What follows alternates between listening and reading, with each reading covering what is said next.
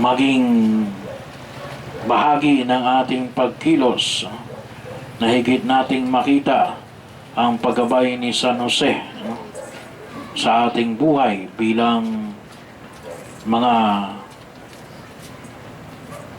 magulang, bilang asawa, bilang mabubuting anak ng ating Diyos. Sama-sama nagtulog.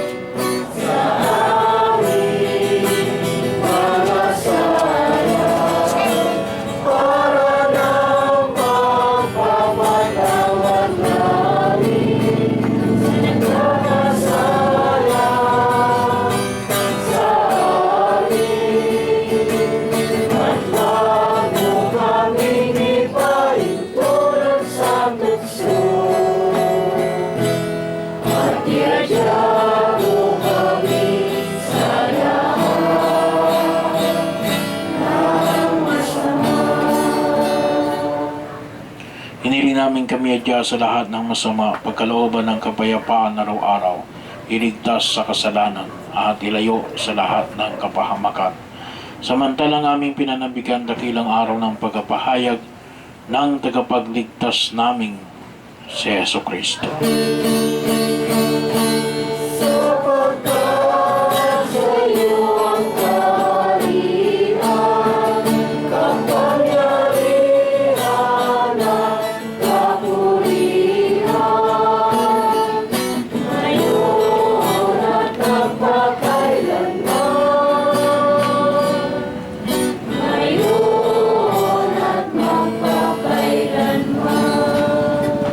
Panginoong Jesucristo, sinabi mo sa iyong mga apostol, kapayapaan iiwan ko sa inyo, ang aking kapayapaan ang binibigay ko sa inyo. Tungayan mo ang aming pananampalataya, tuwag ang aming mga pagkakasala.